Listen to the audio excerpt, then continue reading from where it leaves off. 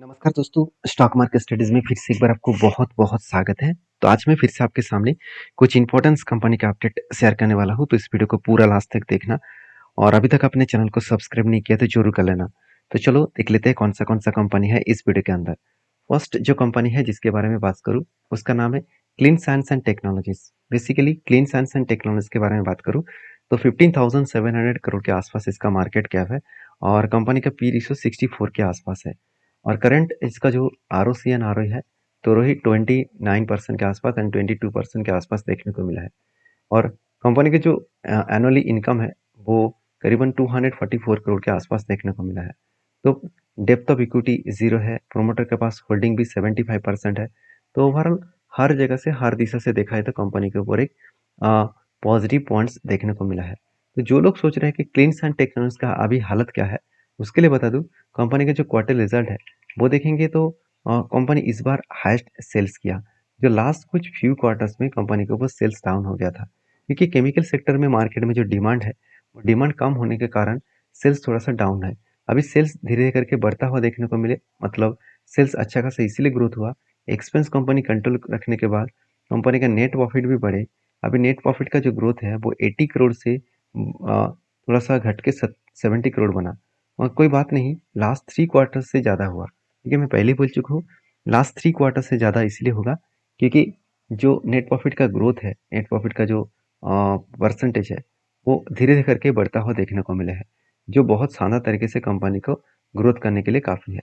तो बाकी इस कंपनी के ऊपर जो बैलेंस शीट है उसके बारे में चर्चा करूँ तो रिजर्व लगातार बढ़ते चले गए और बोरिंग्स एकदम ना के बराबर है। और कंपनी का फिक्स्ड एसेट भी 100 करोड़ से 600 करोड़ 650 करोड़ तक देखने को मिला है। और उसी तरीके से CWIP में कंपनी 2 करोड़ से 50 करोड़ तक देखने को मिला है। तो मुझे लगता है शानदार तरीके से कंपनी के एक ग्रोथ यहाँ पे देखने को मिल चुके हैं। और इसी ग्रोथ के कारण कंपनी में अपकमिंग टाइम्स में अच्छा खासा ग्रोथ आएगा, क्योंकि कंपनी जिस तरीके से करेक्शन हुआ, अगर मैं इस कंपनी के टॉप लेवल से ग्राउंड लेवल तक देखूँ तो एक लंबा जर्नी होने के बाद, एक धमाका जर्नी होने के बाद कंपनी के ऊपर बिग फॉल देखने को मिला। बिग फॉल कोई छोटा मोटा फॉल नहीं है। ओवरऑल में टॉप लेवल से, एक बार मैं टॉप लेवल से मार्किंग करके आपको दिखा दूं तो ओवरऑल जो कंपनी के ऊपर जो करेक्शन हुआ वो कितना हुआ। लोअर साइड में जब आया था वो 53% के आसपास, करंट जो लेवल चल रहा है वो 44% के आसपास। तो इतना बड़ा करेक्शन होने के बाद मैं ढूंढ रहा था कि कोई ट्रेड मिलेगा नहीं, कोई मिलेगा कि नहीं मिलेगा। फाइनली एक रेंज का ट्रेड मिला जो कुल मिलाकर 20% के आसपास है। मगर हुआ कुछ ऐसा, कंपनी आज तक अभी नीचे ही नहीं आया। इस नीचे लेवल को टच करता, क्योंकि जहाँ से एंटी स्टार्ट हुआ था, जहाँ से कैंडल स्टार्ट हुआ था उस रेंज से देखा तो इस लेवल को जब टच करेंगे तब एंटी बनेगा और इस हाई लेवल तक इसका टारगेट बनेगा। तो हुआ कुछ ऐसा, एंटी होने से पहले ही कंपनी यहाँ से रीबैक कर गया और रिवर्सल भी कर गया। तो मुझे लगता है इस तरीके से पैटर्न्स कंप्लीट नहीं हो रहा है। अभी दूसरे पैटर्न्स कंप्लीट हो सकते हैं, जहाँ पे कुछ इस तरीके से एक कप बन सकता है और दूसरा एक हैंडल पैटर्न्स भी बन सकता है। तो कोई भी एंटी जब तक ना बने तब तक मैं इस कंपनी के ऊपर कोई काम नहीं करूँगा, क्योंकि रूल्स के खिलाफ के ऊपर मैं काम नहीं करता हूँ। हर जगह पे हर सिचुएशन में एंटी नहीं लेता हूँ। हमेशा आपको अगर काम करना है तो पहले इंतज़ार करना पड़ेगा, कोई पैटर्न्स का इंतज़ार करना पड़ेगा। अगर पैटर्न्स कंप्लीट हो तभी एक अच्छा खासा आपको ट्रेड मिल सकता है। नेक्स्ट जो कंपनी है उसके बारे में चर्चा करूँ, उसका नाम है आरती ड्रग्स लिमिटेड। तो आरती ड्रग्स बेसिकली एक छोटा सा कंपनी है, 4,900 करोड़ के आसपास, और कंपनी के पी रेशियो 28 के आसपास है। कंपनी के आरओसी आरओई आपको बेस्ट देखने को मिला, एनुअली इनकम अच्छा है और इंडस्ट्रीज पी रेशियो भी सस्ते में है। तो इंडस्ट्रीज पी रेशियो से भी ज़्यादा कंपनी का पी रेशियो सस्ता में है।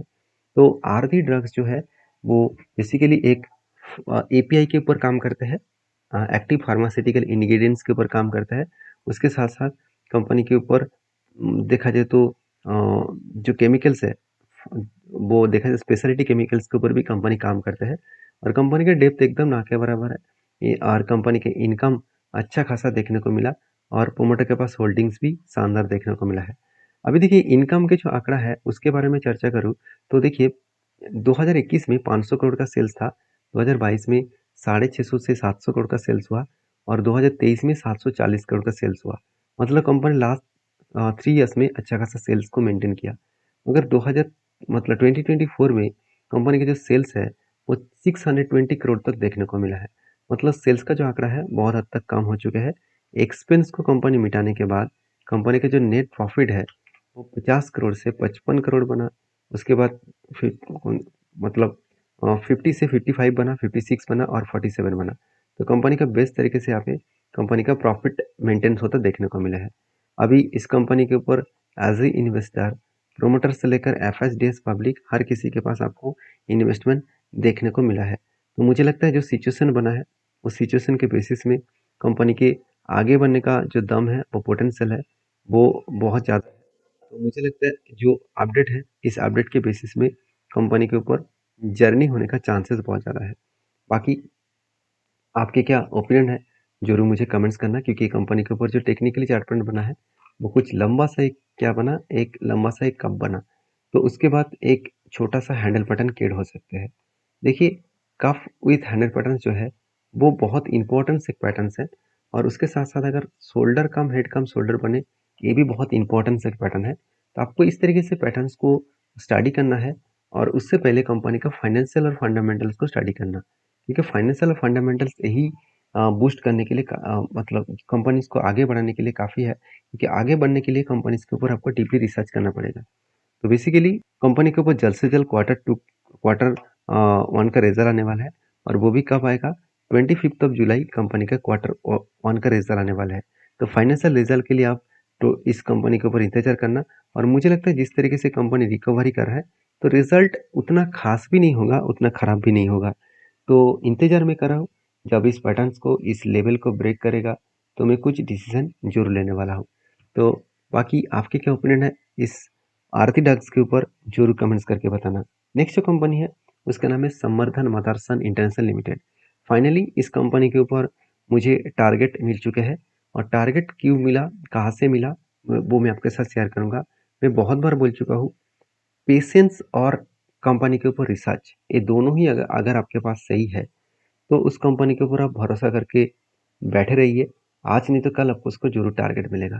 तो फाइनली इस कंपनी के ऊपर जो टारगेट मिला बहुत शानदार तरीके से, क्योंकि मैंने सोचा भी नहीं था कि कंपनी इतने शानदार तरीके से एक ही रेंज के बेसिस में टारगेट अचीव करेंगे।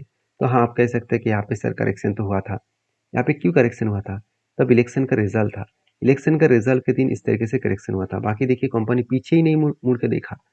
और आज जो पैटर्न बना था वो आज का नहीं है, 2021 से लेकर पैटर्न बन रहा है। 2021 से लेकर का शोल्डर बने, हेड बने, उसके बाद एक शोल्डर बने।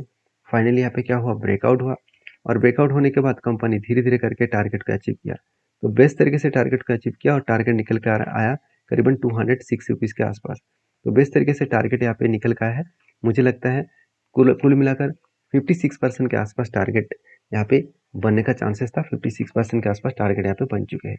तो बेस्ट तरीके से टारगेट इसलिए अचीव हुआ क्योंकि कंपनी का परफॉर्मेंस अच्छा हो रहा था। अगर मैं परफॉर्मेंस के बारे में बात करूँ, आप ध्यान से क्वार्टरली रिजल्ट को देखेंगे तो सेल्स का जो आंकड़ा है वो 17,000 से लेकर 22,000 और उसके बाद 27,000 तक कंपनी को देखने को मिला। और कंपनी के एक्सपेंस भी कंपनी कंट्रोल में रखे, जिस बेसिस में कंपनी का नेट प्रॉफिट वो भी 130 करोड़, 700 करोड़ और 1400 करोड़। कंपनी लगातार खुद के प्रॉफिट को बढ़ाते चले गए और इस बार तो हाईएस्ट प्रॉफिट जनरेट किया, जिसके चलते कंपनी रॉकेट की तरह परफॉर्मेंस किया। तो मैं बार बार बोलता हूँ, चीज़ों को पहले समझना पड़ेगा। काम करने से पहले सारी चीज़ों को समझिए, उसके बाद काम करिए। तो जो टारगेट का रेशियो था वो कितना था, वो टोटल जो कंपनी टारगेट दिया वो 56%। और कितने दिनों में दिया? अगर मैं एंटी लेवल से मैं करंट टारगेट लेवल तक देखूँ तो ऑलमोस्ट 42 डेज में, 2 मंथ भी नहीं हुआ, 1.5 मंथ में कंपनी अच्छा खासा टारगेट जनरेट करके दिया, करीबन 56%। तो सोचिए, सिर्फ 2 मंथ के अंदर अंदर 50% का रिटर्न मिलना इतना आसान नहीं है। इसीलिए मैं हमेशा बोलता हूँ कि मैं जितने सारे पॉइंट्स आपके साथ शेयर करता हूँ, इसको पहले एक बार स्टडी करिए, रिसर्च करिए। आपको खुद पता चलेगा आपको करना क्या है। मेरा मकसद ये नहीं कि मैं आपको हमेशा इस तरीके से कंपनी के बारे में चर्चा करता रहूँ। मेरा मकसद यही है कि जो लोग बिगिनर है, जो लोग सीखना चाहते हैं, तो वो मेरे इतने सालों के एक्सपीरियंस में आपके साथ शेयर कर रहा हूँ। देखिए, यही चीज़ अगर आप किसी की पेड वर्ज़न लेकर सीखेंगे तो आपको लगेगा कि हाँ, इस स्ट्रैटेजीज़ में दम है।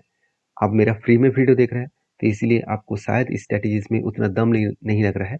जो मेरा पुराना सब्सक्राइबर है, जो मुझे फॉलो करते हैं और जो मुझे प्यार करते हैं, तो उन उनका उनको एक बार पूछ कर देखना, कमेंट्स करके बताना, उन्होंने यही जवाब देगा कि हाँ, स्ट्रैटेजीज़ में दम है। तो प्लीज़ आप पहले सीखिए, उसके बाद काम करिए। हाँ, मैं ये नहीं कहूँगा कि आप 100% यहाँ पे प्रॉफ़िट मिलेगा। मार्केट में कभी भी 100% प्रॉफ़िट नहीं मिलता है। आपको इस बात को सबसे पहले आपके दिमाग में बैठा लेना चाहिए, क्योंकि मार्केट मार्केट के हिसाब से चलते हैं। आपको लॉसेस तो लेना ही पड़ेगा और आपका परसेंटेज वाइज़ लॉसेस बहुत कम होना चाहिए, प्रॉफ़िट ज़्यादा होना चाहिए। बेसिकली ये था कुछ कंपनीज़ का अपडेट, और वीडियो में जानकारी अच्छा मिला तो प्लीज़ लाइक करना। नेक्स्ट जो कंपनी है उसका नाम है वेंटेज नॉलेज एंड एकेडमिक्स लिमिटेड। तो वेंटेज नॉलेज एकेडमिक्स लिमिटेड, बेसिकली इस कंपनी धमाका परफॉर्मेंस किया। 100 रुपीज़ का कंपनी आज 5 साढ़े 400 के आसपास चल रहा है। साढ़े 4 गुना कंपनी रिटर्न दे चुके हैं, और इसी बेसिस में कंपनी के ऊपर स्प्लिट भी 1 के बदले 10 कंपनी यहाँ पे दे रहा है। मतलब हर 1 के बदले 10 शेयर कंपनी यहाँ पे स्प्लिट के हिसाब से दे रहा है। तो स्प्लिट कंपनी का ज़बरदस्त मिल रहा है, और इस 1 के बदले 10 शेयर मिलने के चक्कर में आप इस कंपनी के ऊपर ब्लाइंडली निवेश मत कर देना।